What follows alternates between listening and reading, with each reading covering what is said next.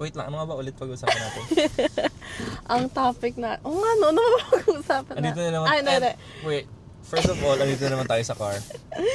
Napapadalas na to. Ito na siguro yung studio natin. Dapat pala ang title ay ang podcast na lang natin Car pod. Car Pod. Drive pod. Palitan na natin, mag na SKL. Wag na SKL.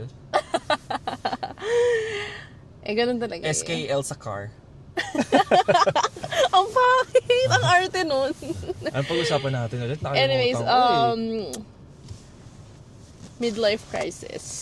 Dahil tayo'y nasa ating 30s na. Early 30s. So... Midlife crisis. Yeah, I mean like... Mid ba yun? I mean, technically, bakit? Do you think you would like reach 120 plus? I think hindi midlife eh. Trimester. Hindi naman quarter eh. Lagpas na tayo ng Lagpas na tayo 25 eh. Yeah. Anyways, whatever. Ayun na nga, parang inaano nila. Kasi diba nung topic na rin naman to ngayon, yung mga people our age. I mean, technically, lalayo pa ba tayo? Ako mismo, ikaw, I'm sure meron tayong mga pinagdadaanan na parang sometimes we question, is this midlife crisis na ba to? Like, when we're facing challenges? Or, are we just being sensitive? Or, maarte lang tayo? Yung mga ganon. Mm-hmm. So, yeah. Sige, go. Anong go? Hindi, ikaw, like, kung meron kang mga... Yan maganda. Tanungin mo lang ako ng tanungin. Sasagutin kita. Like, kung meron kang mga pinagdadaanan na parang... Paano ba i-deliver?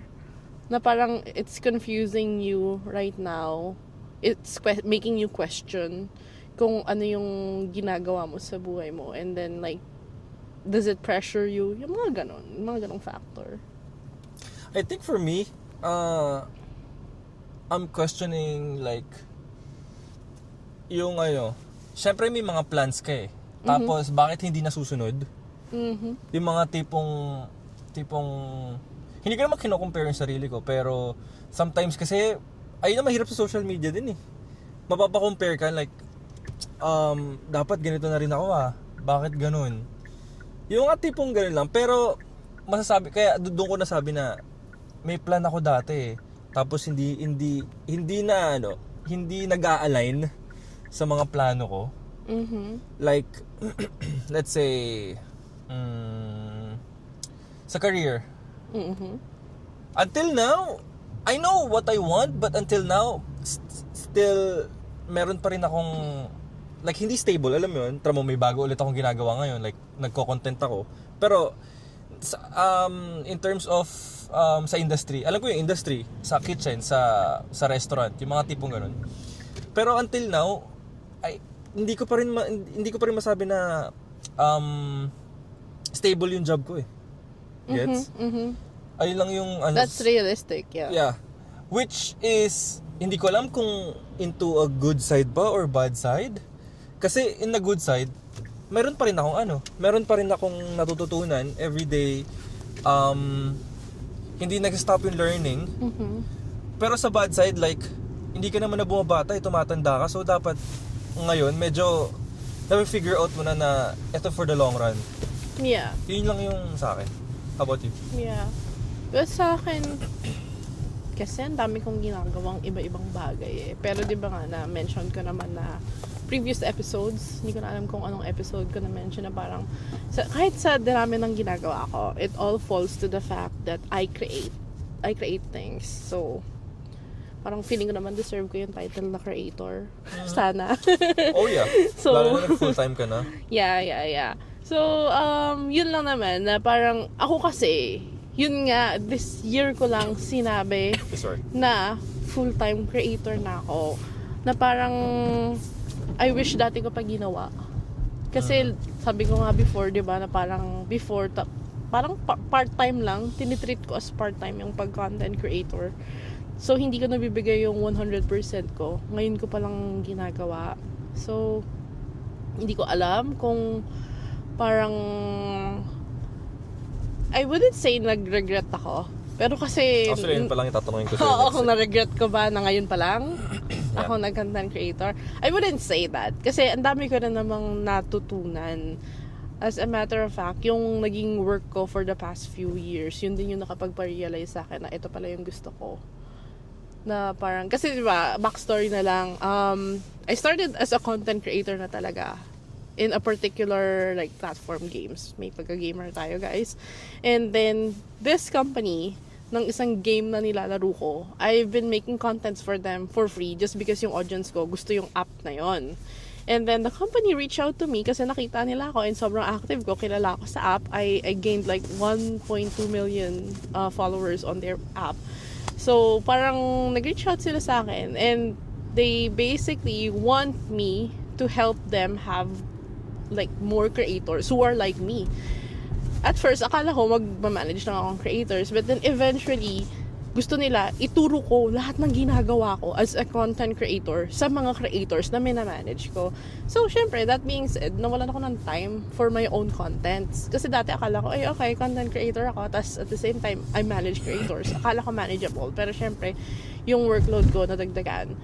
Ilang years yung nawala for my own growth kasi nag-focus na ako sa growth ng mga creators na minamanage ko. Lahat ng ideas ko, imbis na ako yung mag-execute, binibigay ko na lang sa kanila, 'di ba? So, ba't ko pa gagawin? Di pare-pareho na lang kami. So, yun nga, doon ko na-realize na parang, sana pala tinuloy ko na lang. Parang, sana pala dinecline ko yung work. But, parang, kung iisipin ko ngayon, like, if I'm gonna think about it carefully, hindi naman siya regret. More like grateful na lang din ako kasi ang dami kong natutunan dun sa years na na-spend ko for them na ngayon, a-apply ko na lang. Yun naman yung good side doon. Apply ko na lang siya. Kasi ngayon, at the age of 31, sasabihin ko na alam ko na kung ano yung gusto ko. Alam ko na yung gusto kong gawin.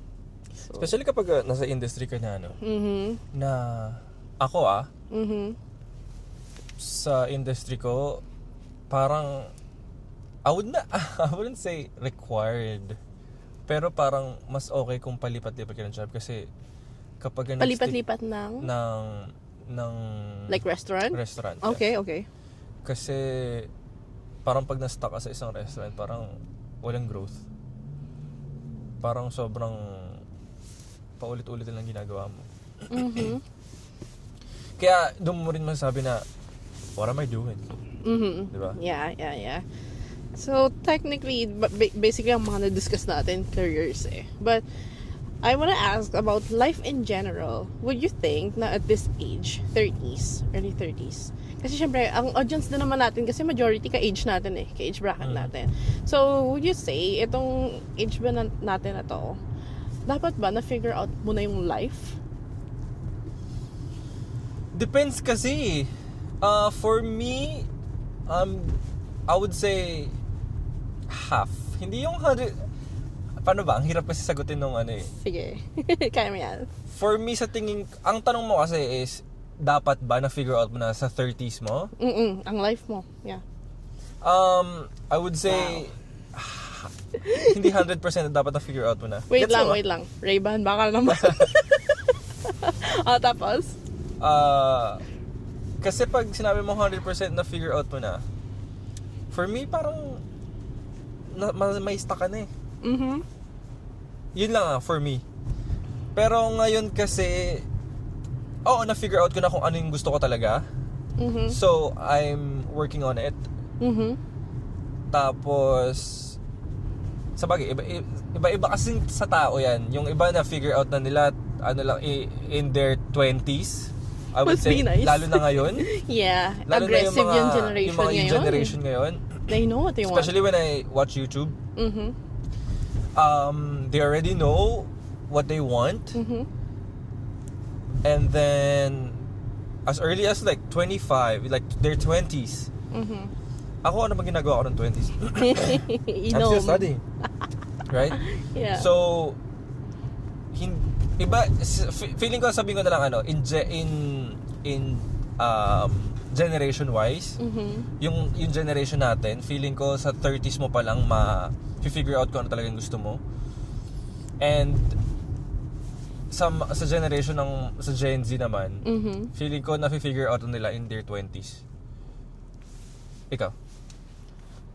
Sa akin, there are different factors kasi. Like, if I'm just going to think about myself, nope.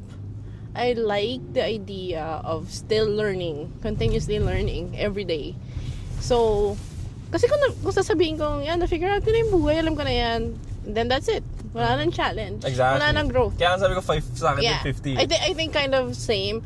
Pero sa akin kasi yung factor kasi syempre, it's because I'm a mom.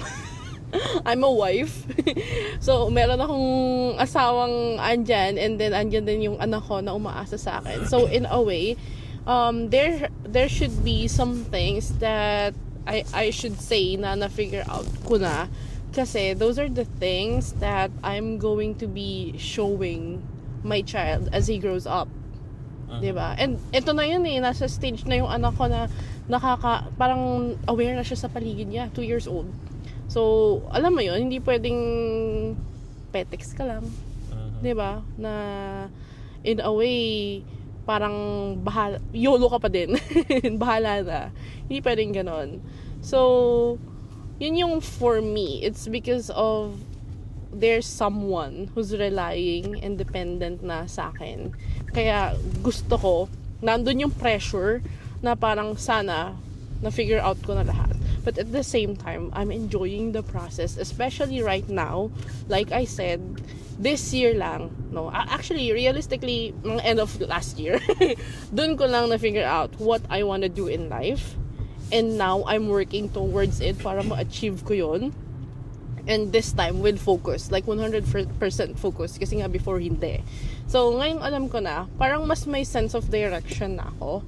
And at the same time, since, yun nga, si baby, alam mo yun, meron ka ng source of inspiration and motivation to keep going. Yung mga sabihin ko, I think also a big factor is lalo na pag may umaasa na sa'yo. Yeah, sobra. Kapag umaasa sa'yo in terms of like pag may anak ka na, tapos may like yung may binubuhay ka na talaga. Yeah.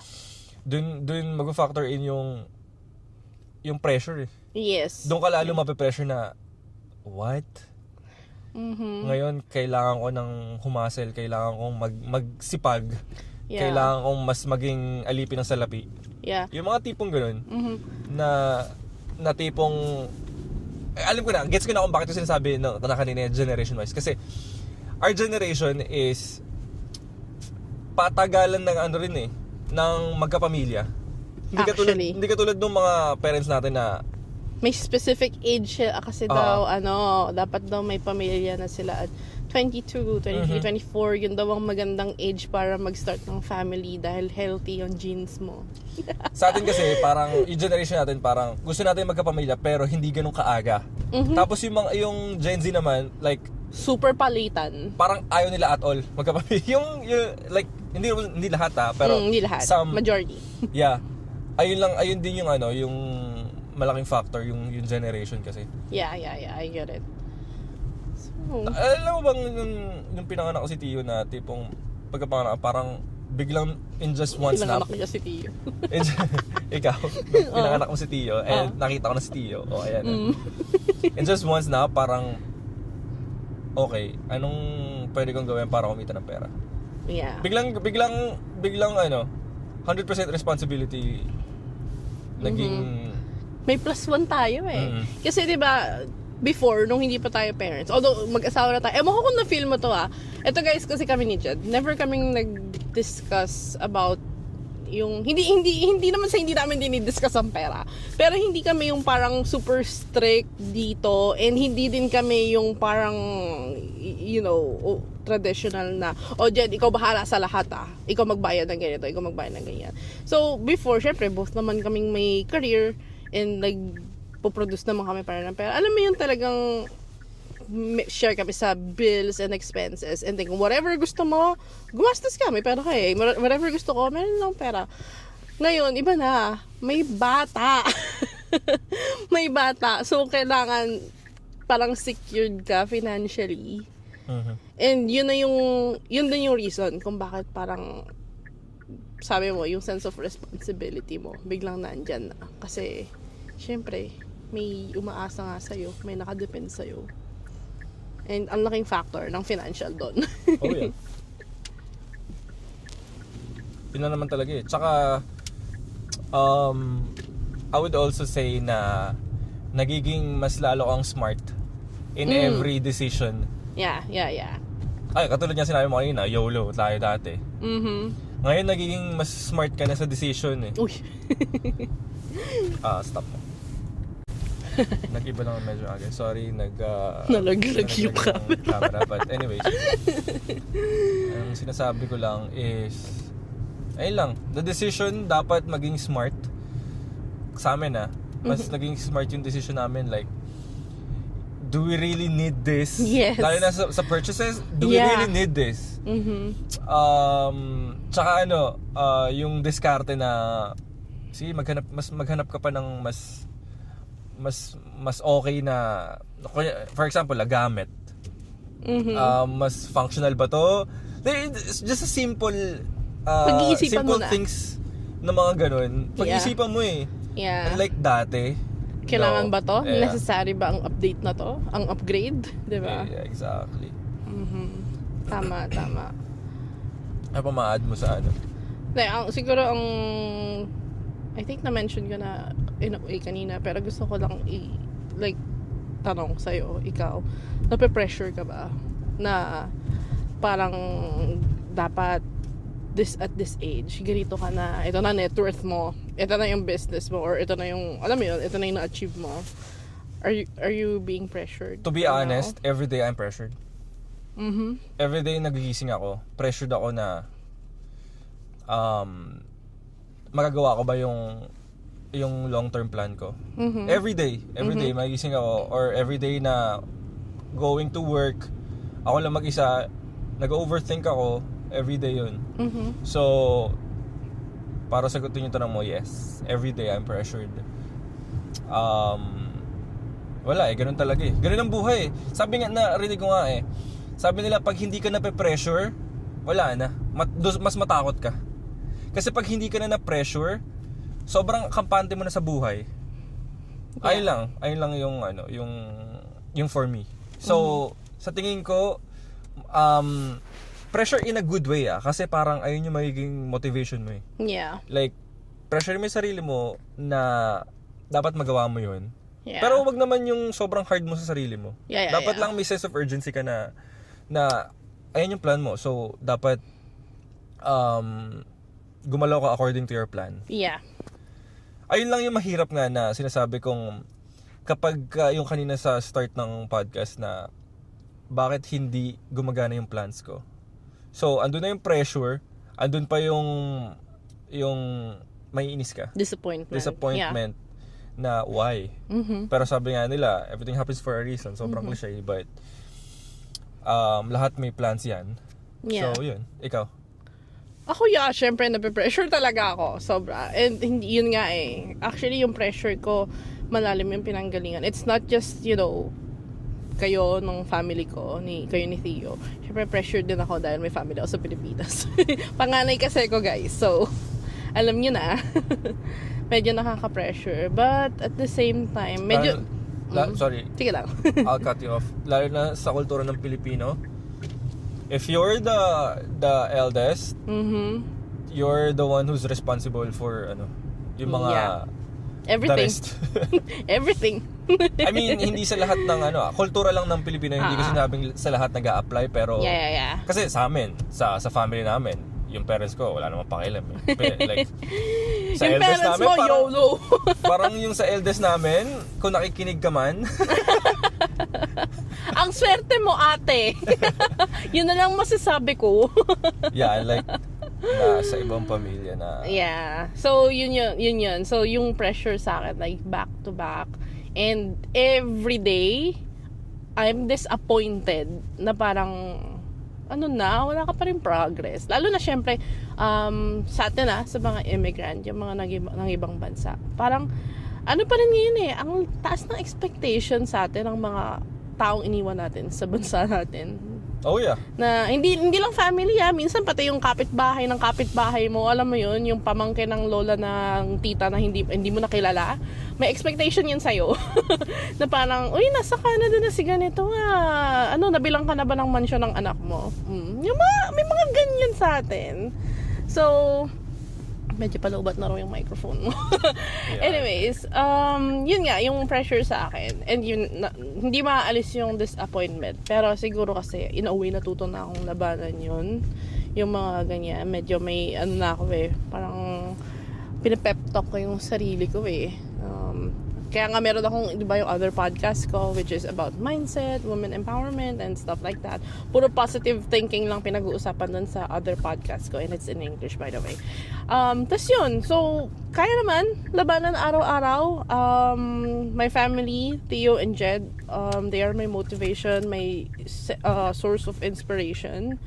Kaya, yun lang, doon na lang din ako nakaka-cope doon sa yung pressure. Yun na lang din. Sorry. Minsan nga sinasabi ko kay Monica, like, okay lang din, paano ba? Yung ginagawa mo, just continue what you're doing. Kasi, ako mismo yung nakakakita ng may ginagawa ka. Mm-hmm. Kaya lang din naman kami ganito, na ako siguro akala nyo chill kami. Pero kasi alam namin sa sarili namin, may ginagawa kami. Yeah. Na hindi kami, like, yung umaasa lang na, ay hindi naman tayo babayaan ni Papa G. Yes, I know. Andun tayo. Pero kasi, kailangan mo kumilos diba? Kilos din, oo.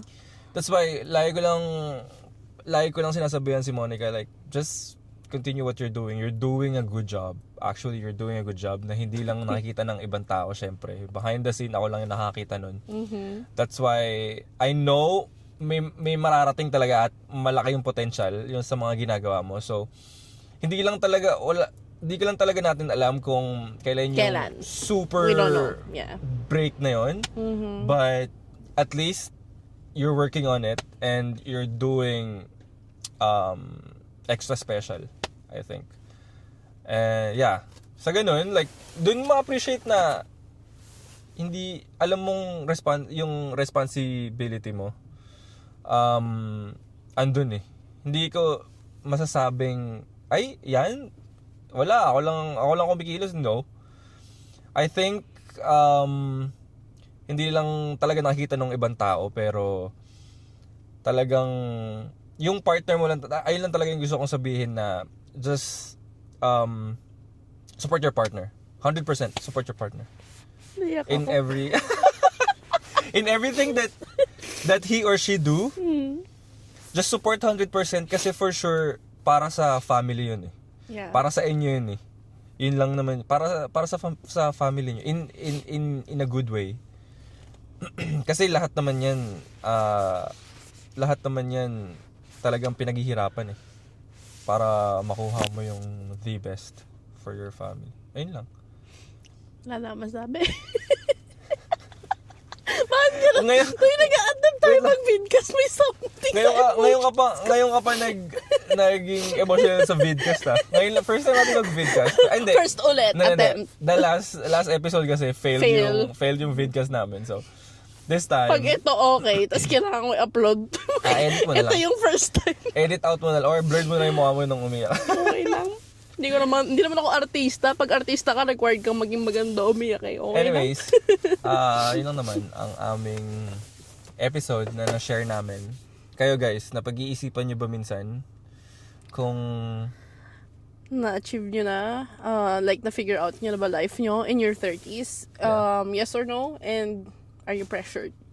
Ako kasi minsan kapag nakikinig ako ng podcast, pag kunyari may mga tanong na ganyan, nakakatawa kasi sinasagot ko sila even if hindi nila ako naririnig. Pero kasi like sobrang nakaka-relate talaga sa ibang podcast na pinapakinggan ko. So, kayo, tatanungin ko. Yan. Okay. Peace!